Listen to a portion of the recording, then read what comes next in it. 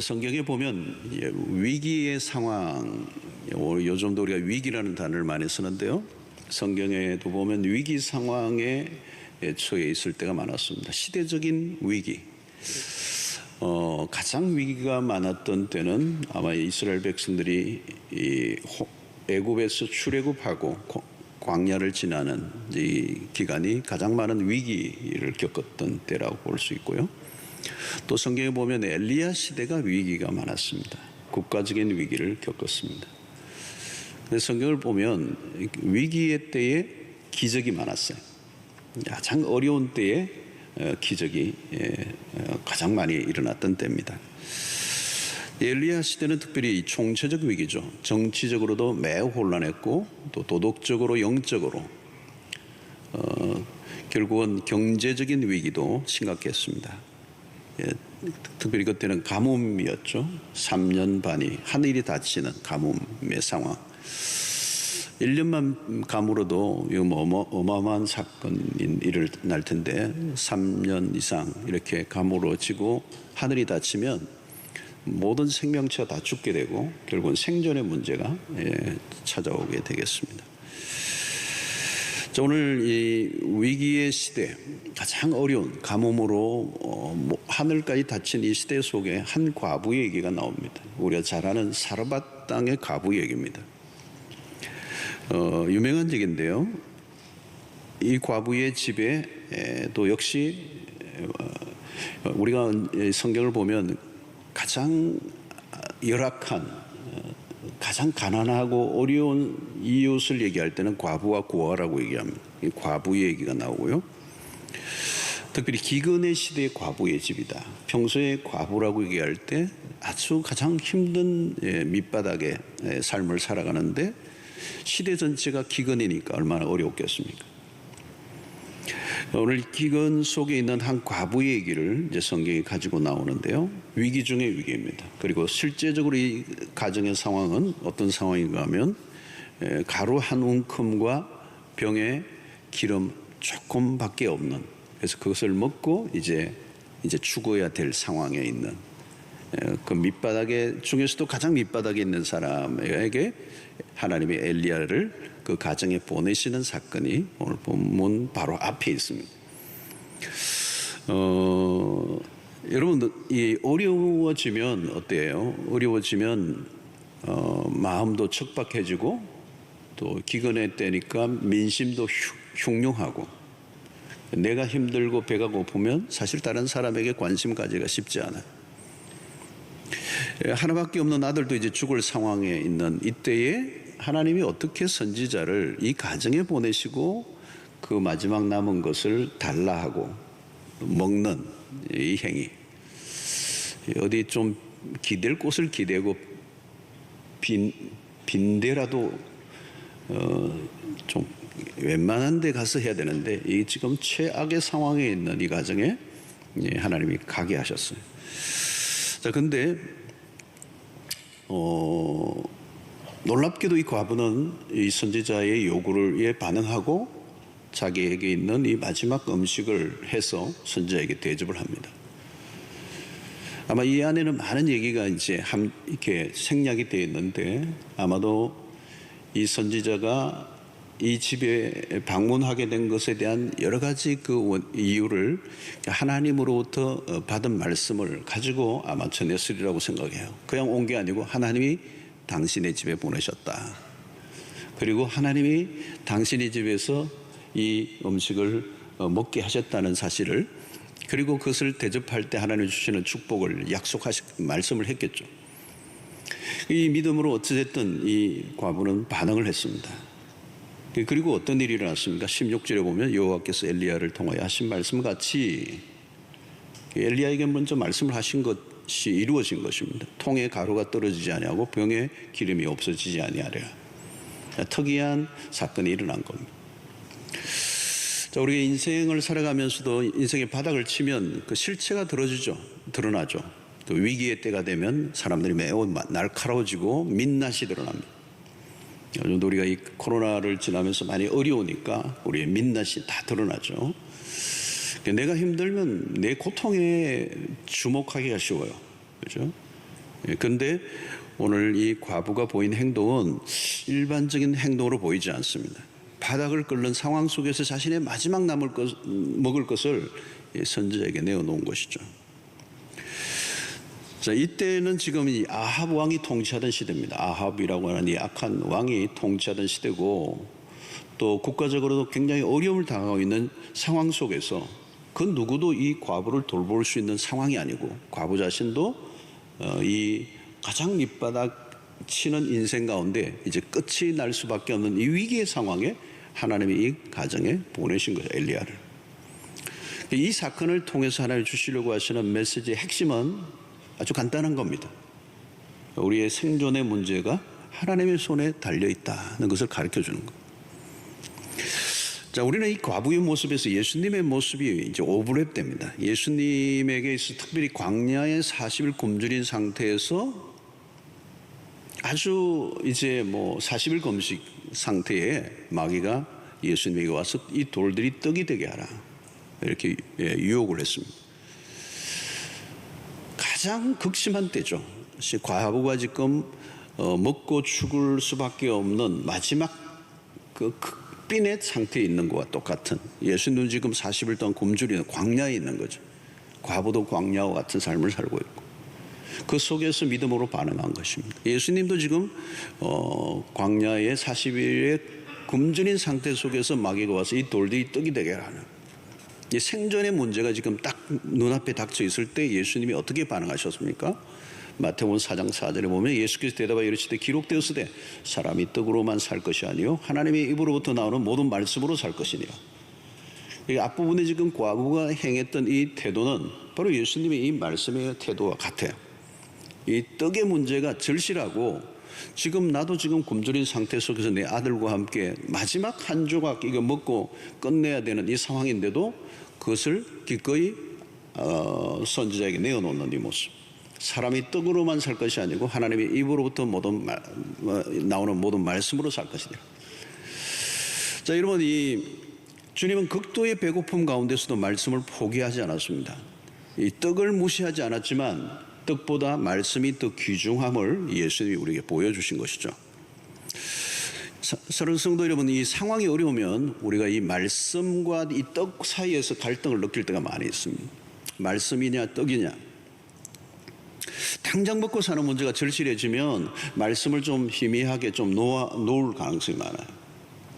현실의 문제가 너무 다급해지면 하나님의 말씀이 좀 비현실적으로 느껴지고 말씀을 좀 더 소홀히 할 때가 많아요. 근데 오늘 이 과부를 통해 읽어주실 말씀은 자신의 그 가장 연약한 처지에서도 불구하고 선지자의 요구가 하나님의 말씀으로부터 왔다는 사실을 알고 그는 자신의 모든 걸 내어놓습니다. 다시 말하면 굶어 죽는 한이 있어도 하나님의 말씀을 붙든 과부의 모습은 바로 예수님이 광야에서 시험을 받으셨을 때에 그 반응했던 영적인 반응과 같은 것입니다. 말씀을 따라 힘들어도 현실의 그 유혹에 무릎 꿇지 않고 말씀을 따라 살기로 결단하면 사는 길이 열릴 줄로 믿습니다. 여러분, 하나님을 의지하면 그분은 우리를 살려주십니다. 그리고 우리를 살려주시는 그 길이 천가지 만가지의 길이 열리는 거예요. 우리가 보기에는 길이 없어 보이는 것 같지만 하나님이 역사하시면, 우리가 하나님을 전심으로 의지하면 막막하고 도무지 길이 없는 상황 가운데서도 주님은 100가지, 1000가지, 만가지의 길을 만들어 내시고도 남으시는 분인 줄로 믿습니다. 자, 여러분, 16절의 말씀이 얼마나 멋있습니까? 여호와께서 엘리야를 통하여 하신 말씀 같이 통에 가루가 떨어지지 아니하고 병에 기름이 없어지지 아니하리라. 여러분, 통에 가루, 병에 기름이라는 게 뭡니까, 여러분? 이것을 떨어지지 않게 하고 없어지지 않게 했다. 가장 기본적인 필요입니다. 이 기름과 이 가루, 이것은 우리의 생명을 유지하게 하는데 가장 필요한 것. 하나님을 의지할 때 하나님께서 우리의 삶에 살아갈 에너지를 주신다는 거예요. 에너지를 주신다. 먹고 사는 문제가 하나님에게 달려 있다는 거예요. 앞에서도 엘리야는 어떤 경험을 했습니까? 우리가 엘리야 스토리를 잘 알지만 엘리야는 그리시네가라고 하는 곳에 처음에 하나님의 부름을 받고 그리시네가로 숨으라 해서 숨어 있었습니다. 아무것도 없고 그리시네가가 다 말라버리는데 그 시냇물마저도 말라가는 상황 속에서 하나님은 무엇을 통하여? 까마귀를 통하여 먹을 것을 날아다 주시는 하나님. 우리가 잘 아는 것처럼 까마귀가 얼마나 먹새입니까? 근데 그것을 딱 물고 자기가 안 먹고 그 그리시네가에 숨어있는 엘리야에게 계속 먹여다 주시는 그 사건을 통하여 하나님이 누구이신가를 우리에게 보여줍니까? 하나님은 우리를 먹이시는 분이시다. 공급줄은 하나님의 손에 달려있다는 거예요. 여러분, 우리가 붙들어야 할 매우 중요한 레슨입니다. 아무리 절박해도 하나님의 백성들은 누구를 신뢰하라고요? 하나님을 신뢰하라는 거예요. 여러분, 경제적으로 힘들수록 하나님을 더 의지할 수 있게 되기를 바랍니다. 사실 비가 오지 않고 기근이 몰려온 것은 사실 그 시대의 백성들이 바알을 숭배하는 우상 숭배에 빠져 있기 때문이었습니다. 이런 바알을 그 시대의 이 앞 시대에 가장 많이 섬겼던 우상의 이 바알은 누구입니까? 바알은 풍요의 신입니다. 풍요의 신. 아세라와 함께 대표적인 신으로서 풍요의 신. 그래서 백성들에게 다산의 신으로 알려져 있어요. 백성들은 바알이 풍요를 가져다 줄 줄로 믿었습니다. 그러나 그 바알은 거짓신이에요. 하나님처럼 행사했지만 그들에게 백성들의 배를 불려줄 수가 없었습니다. 여러분, 우리는 어려워지면 전곡보로 가야 합니다. 나의 방법과 수단을 강구하고 하나님을 밀쳐놓으면 더 위험해져요. 삶이 불확실해질수록 우리는 하나님의 말씀을 하나님의 입에서 나오는 하나님의 말씀을 붙들면 하나님이 우리의 삶의 공급을 책임지신다. 내가 살겠다고 다른 힘을 의지하거나 하나님을 신뢰하는 것을 놓으면 우리의 삶에 길이 없습니다. 하나님은 우리를 채워주시는 분이십니다. 바닥을 채워주시는 분이고 일으켜 세워주시는 분이고 우리의 삶에 에너지를 주시는 분이고 우리의 생명이 가능하게 하시는 분은 하나님이십니다. 그래서 마태복음 6장에서도 그 얘기하잖아요. 예수님이 위대한 산상수훈의 메시지를 보니까 너희는 뭐 염려하지 말라는, 공중 나는 새를 봐라, 들의 카메라를 봐라. 내가 먹이고 입히지 않느냐? 하물며 너희일까 보냐? 너희는 그의 나라와 그의 의를 구하라. 그리하면 이 모든 것을 너희에게 더하시리라. 예수님의 설교에서 너무도 선명합니다. 우리의 생존의 문제, 우리의 경제의 문제, 우리의 먹고 사는 문제, 우리의 머리와 재주와 세상적인 방식을 동원해서 이루어지는 것이 아니라 우리의 생존권을 하나님이 쥐고 계신다. 그래서 그 기근, 가뭄이 오래된, 그래서 위기가 일상이 된 그 시대 속에 가장 밑바닥의 인생인 한 사람을 지목하시고, 이 과부는 이름도 없어요. 이름도 없고 성도 없고 가장 밑바닥에 있는 한 여인을 선택하시고 그를 통하여 선지자를 그곳에 보내시고 그를 통하여 하나님이 공급을 책임져 주시고 우리의 생명의 주가 되신다는 사실을 정확하게 알려주시는 사건으로 이것을 사용하신 것입니다. 사랑하는 성도들, 요즘 코로나로 인하여 우리의 경기나 모든 우리의 산업이나 국가적으로도 사실 만만치가 않고요. 미국도 마찬가지로 온 세계가 앞으로 어떻게 얼마나 더 어려워질지 알 수 없는 상황에 우리는 치닫고 있습니다. 이 불확실한 이 미래 세계 속에서도 우리의 관심은 우리가 죽고 사는 문제는, 우리의 생존의 문제는 하나님이 쥐고 있다는 사실을 믿고 어려울수록 더욱더 믿음에 깨어 주님만을 신뢰하고 의지하고 주님을 바라보는, 그래서 주님이 내 인생을 책임져 주시는 것을 실제적으로 경험하는 좋은 기회가 될 수 있게 되기를 축원합니다. 자, 그 문제는 그 다음에 그 가부의 집에 오늘 사건이 터졌습니다. 요즘 보니까 바닥을 친다는데 바닥 밑에 뭐가 있대요? 지하실이 있대요. 지하실. 더 내려갈 데가 있다는 거죠. 오늘 그 사건이 터진 겁니다. 17절에 보니까 2일 후에 그 집 주인 되는 여인의 아들이 병들어 중세가 심히 위중하다가 숨이 끊어집니다. 자, 과부의 아들이 병이 들어 숨이 끊어진 것입니다. 이 무슨 상황입니까? 이 어두운 시대 과부, 이 정도면 더 내려갈 곳이 없어요. 그 인생이라는 끝도 없이 내려가는. 위기를 지냈는데 또 다른 위기가 온 겁니다. 과부에게 아들이란 어떤 존재입니까, 여러분? 모든 것이죠, 모든 것. 과부에게서 유일한 이 아들, 모든 것입니다. 희망의 모든 것입니다. 그게 그 아들이 죽은 거예요. 예. 자, 앞에는 양식의 문제인데 가난의 문제, 경제의 문제였습니다. 근데 이건 그거하고 차원이 달라. 이건 죽음의 문제예요, 죽음의 문제. 경제 문제 뭐 아무리 다급해도요, 죽음의 문제하고는 게임이 안 되죠. 요즘 코로나로 인하여 경제적인 타격들이 크지만 죽음의 문제만큼 크지는 않습니다. 사느냐 죽느냐 최고의 이슈죠. 인류가 안고 있는 가장 거대한 주제는 죽음의 문제입니다. 바로 이 과정에 그 문제가 찾아온 거예요. 경제 문제 어느 정도 해결할 수 있습니다. 버틸 수도 있어요. 근데 죽음의 문제는 다른 겁니다. 왜 지금 세계는 코로나로 인해 이렇게 혼란 속에 빠져 있습니까? 죽음의 문제이기 때문에 그렇습니다. 코로나는 우리의 모든 일상을 다 바꿔놓았습니다. 온 세상을 뒤덮고 있는 것은 사실은 죽음의 위력이죠. 죽음의 문제는 가장 심각한 주제입니다. 그러나 사람들은 죽음의 문제를 평소에 잘 생각하지 않아요. 외면합니다. 일상에서 대부분은 죽음을 직접 경험하는 경우도 별로 없습니다. 가까운 가족의 죽음도 대개는 어느 정도 나이가 들어서 경험하는 거고, 또 이전에는 가족의 죽음마저도 가정에서 오랫동안 매우 직접 깊이 경험했어요. 근데 요즘은 그렇지 않아요. 그냥 병원에서 다 끝나고 요양원에서 죽음을 다루고, 가족들은 그 가족의 죽음과 멀리 떨어져 있어요. 예. 죽음과 적당한 거리를 유지하고 있습니다. 대체로 죽음은 먼 주제예요. 코로나로 인하여 죽음의 공포가 습격을 했습니다. 죽음이 매우 가까이 우리의 일상 안으로 밀고 들어왔어요.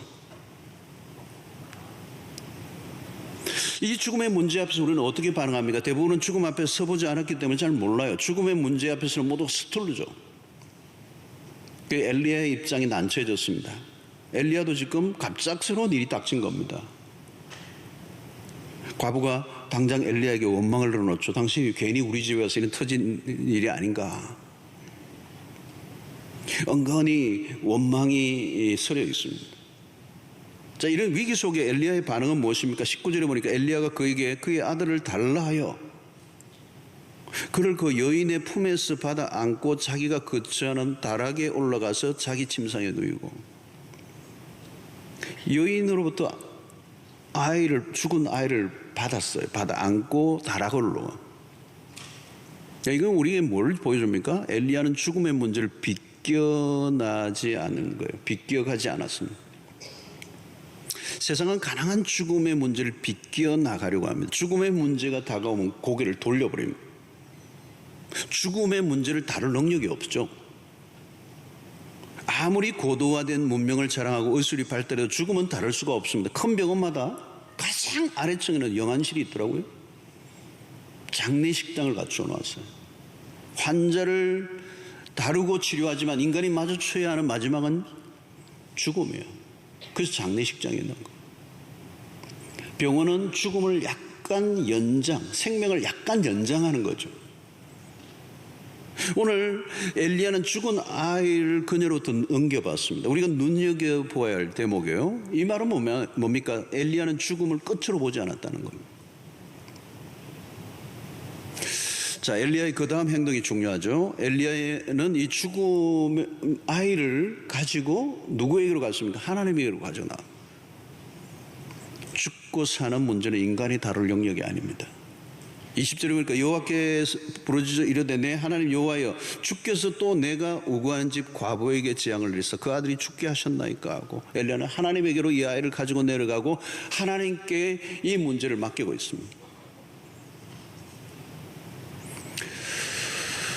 여러분, 죽음은 상황 종료입니다. 사람들이 죽음을 두려워하는 이유입니다. 죽음을 왜 두려워하는 것이죠? 죽음은 모든 것을 끝내버립니다. 우리가 갖고 있는 모든 관계를 다 끝내버립니다. 우리의 연결고리를 다 끊어버리는 겁니다. 완전한 상실이 죽음입니다. 그래서 인간은 죽음 앞에 살 수 있는 것은 통곡밖에 없습니다. 특히 과부의 자식의 죽음은 이 땅에서 가장 한맺힌 죽음입니다. 그러니까 죽음 가운데서도 가장 고통스러운 죽음. 특별히 자식의 죽음은 인간이 겪을 수 있는 최고의 고통 최고점이에요. 자식이 죽은 이의 마음을 위로할 수 있는 사람은 이 세상에 아무도 없습니다. 지금 상황은 위기 중에 위기요. 이보다 더 큰 위기는 없습니다. 엘리야는 이 죽은 아이를 안고 하나님에게로 나아갑니다. 자, 21절에 보니까 그 아이 위에 몸을 3번 펴서 엎드리고 여호와께 부르짖어 이르되 내 하나님 여호와여 원하건대 이 아이의 혼으로 그의 몸에 들어오게 하옵소서 하니 엘리야의 기도는 단순합니다. 살려달라는 거죠. 여러분, 죽음의 문제에 대한 답은 하나님밖에 없습니다. 하나님 외에는 없어요. 역사의 이래로 이것은 변함이 없습니다. 죽음의 문제는 인류의 역사에 어떤 것도 건드릴 수 없어요. 오직 하나님 외에는. 오늘 20절에 엘리야는 하나님께 묻죠. 하나님, 왜 재앙을 내려서 이 아들을 죽게 하셨습니까? 주님 앞에 여호와께 질문을 던지죠. 그러나 하나님으로부터 답을 얻지 못합니다. 그럼에도 불구하고 엘리야는 기도하죠. 이 아들을 살려주십시오.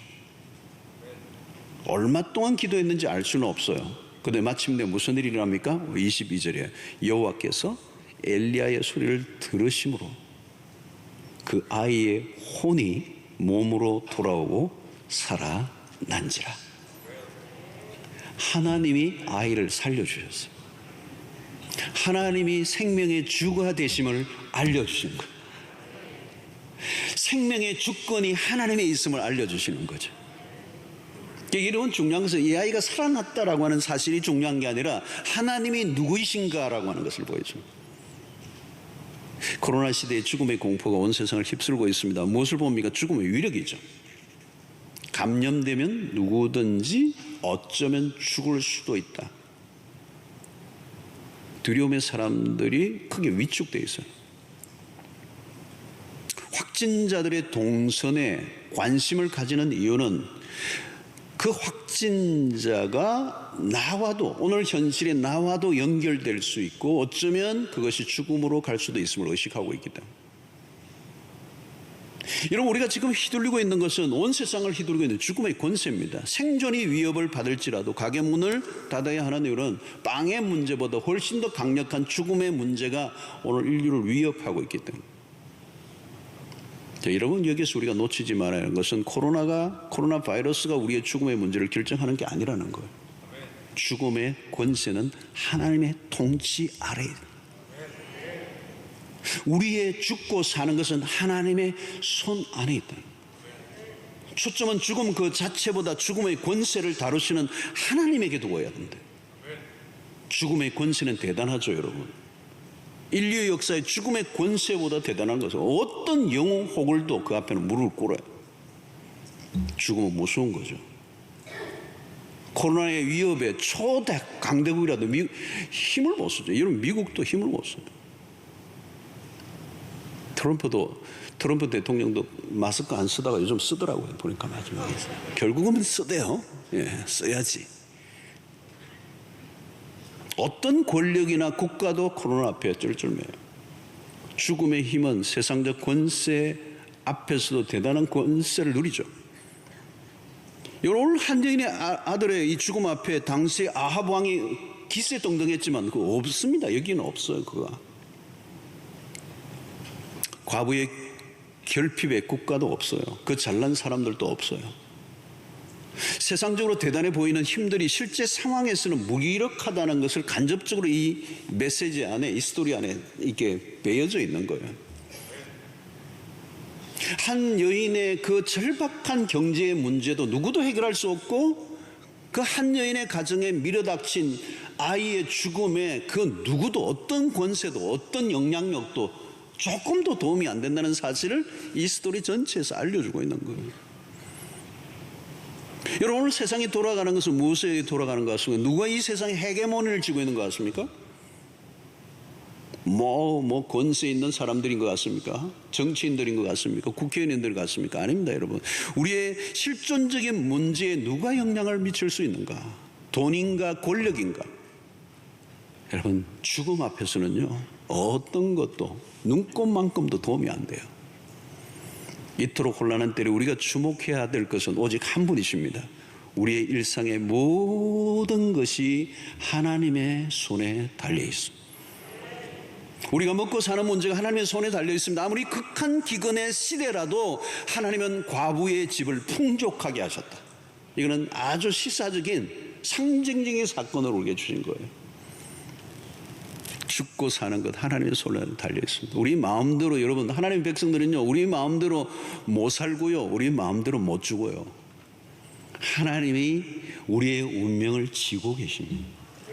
하나님이 살리시면 살고요, 하나님이 끝하면 죽는 거고요. 우리의 모든 권세는 이 세상의 어떤 상황이나 외적인 조건과 어떤 위기가 우리의 인생을 내모는 게 아니라 우리의 인생의 모든 알파와 오메가는 주의 손에 달려 있음을 믿습니다. 우리의 희망은 어디에 두어야 합니까? 하나님입니다. 삶은 자주 우리가 설명하기 어려운 위기로 몰려질 때가 있습니다. 당황하고 혼란에 빠지는 이유가 여기 있습니다. 사랑하는 성도는 위기 속에 벗어나는 비결은 위기의 상황을 바라보는 데 있지 않습니다. 우리의 실패는 하나님에게서 시선을 돌릴 때 일어나요. 예배가 무엇입니까? 하나님에게 시선을 집중하는 겁니다. 저는 이런 시대에 우리가 어떤 것보다 중요한 게 예배가 중요하다.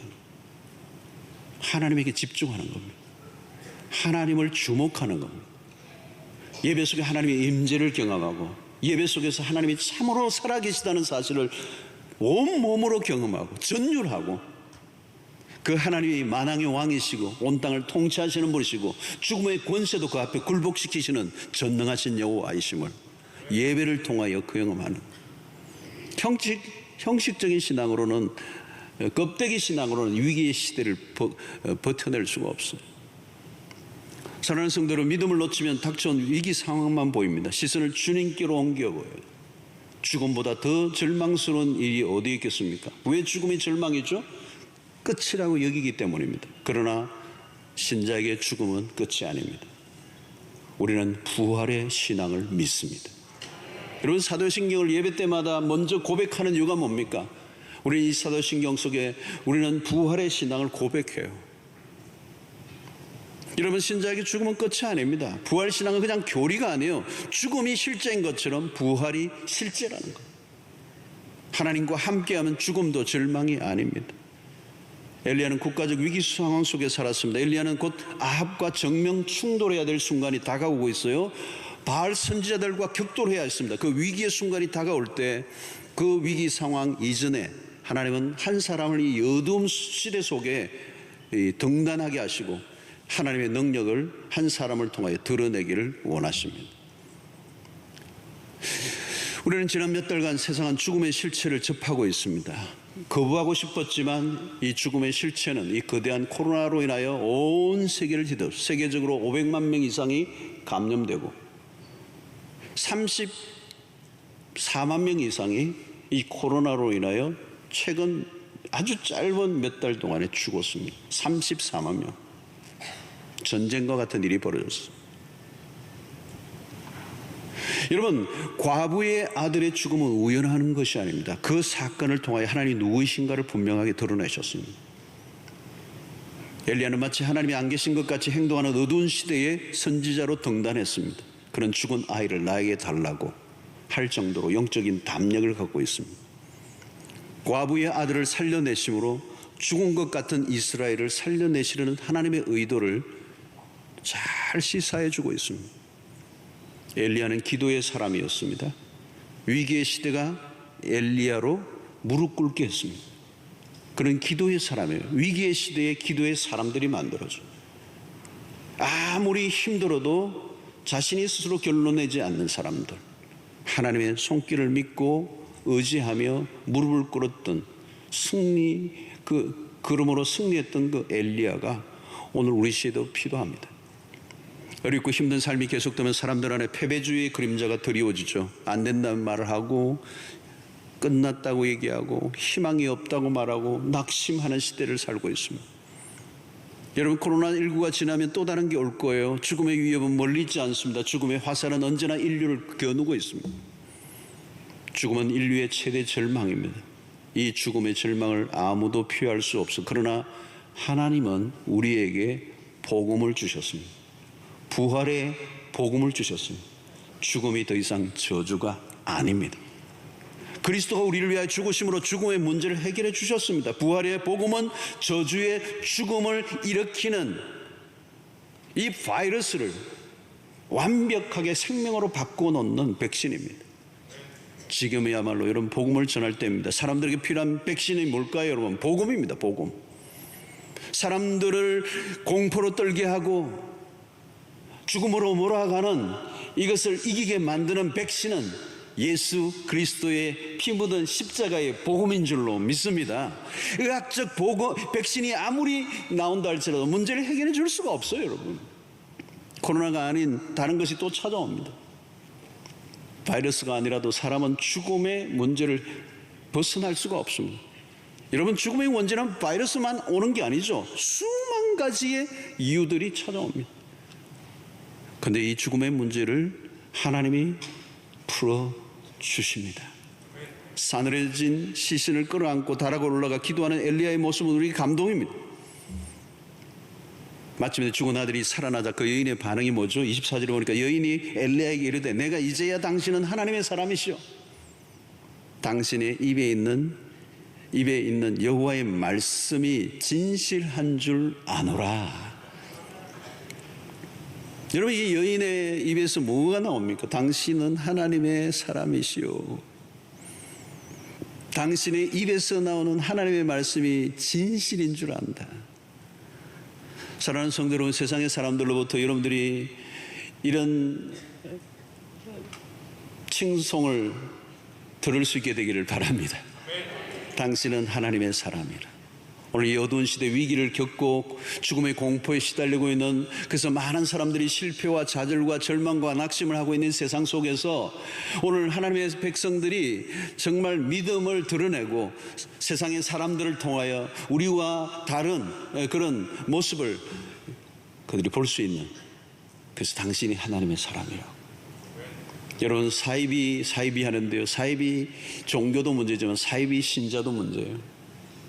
진짜 신앙, 진짜 기도, 진짜 예배. 여러분, 위기의 때는 거짓 기도, 형식적인 기도가 불가능합니다. 위기의 시대는요, 거짓된 예배가 살아남을 수가 없습니다. 엘리야 시대에 여러분, 이 바알과 아세라를 신었던 그 850명의 거짓된 선지자들이 그냥 엘리야 한 사람을 당해내지 못해요. 그들이 아무리 부르짖고 기도하지만, 제사를 드리지만 그 제단에는 아무 일도 일어나지 않았어요. 그러나 엘리야 한 사람이 하나님 앞에 부르짖을 때 하늘에 불이 임하는 역사가 일어납니다. 당신은 하나님의 사람이라.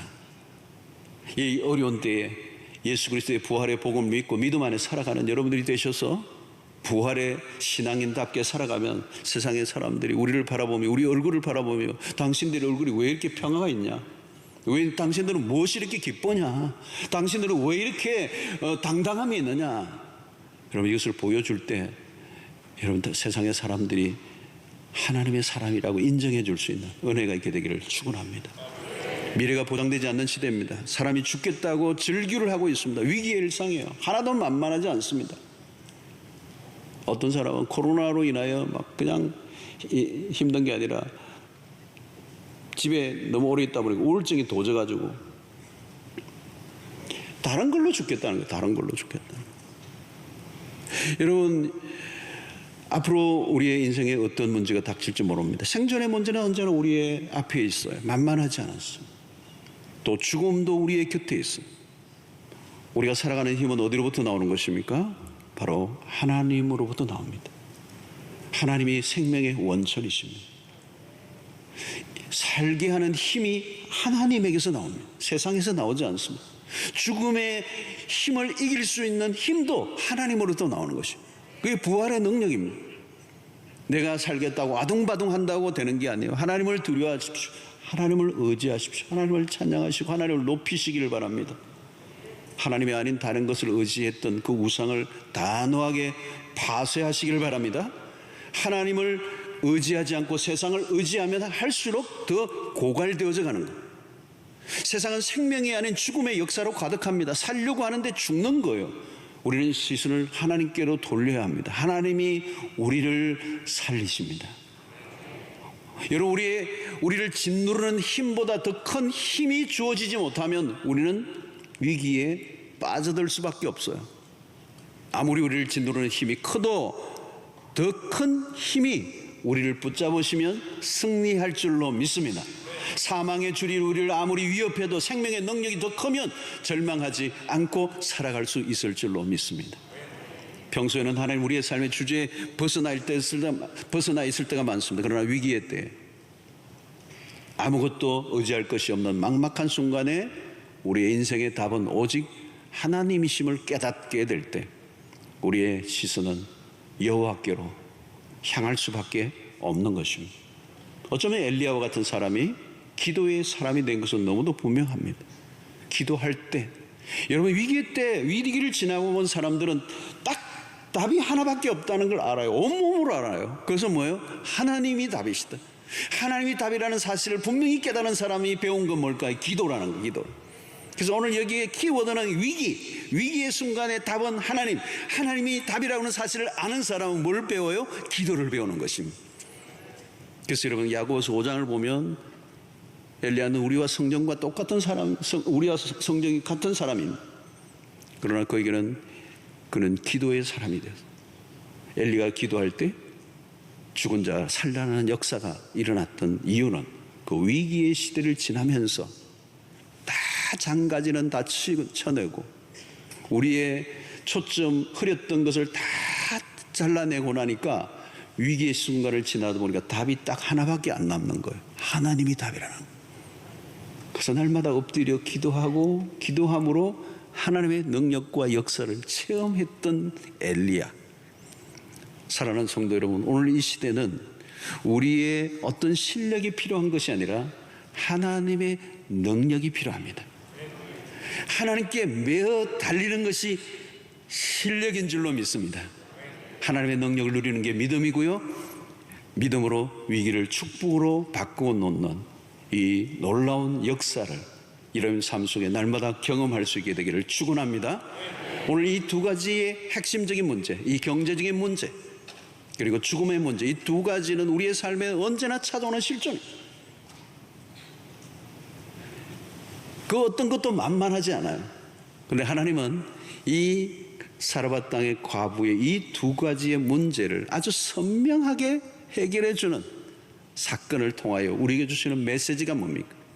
가장 인생의 밑바닥까지 갈대로 갔던 이제 마지막 한 점으로 먹고 죽기 직전에 있는 한 여인을 그 통과 병을 가득 채우시고 흘러 넘치게 하시는 하나님을 통하여 우리의 죽고 사는 이 생존의 문제는 하나님이 지고 계시다는 사실을 분명히 가르쳐 주시고, 죽은 아이를 포기하지 않고 하나님 앞에 가지고 나아가 다시 살려내시는 사건을 통하여 죽음이 끝이 아니라 부활의 영으로 우리와 함께 하셔서 오늘도 죽음의 공포로 가득한 이 세상 속에서도 기죽지 않고 당당하게 믿음으로 부활의 복음을 가진 자답게 승리하며 살아가는 여러분들 되시기를 주의 이름으로 축원합니다.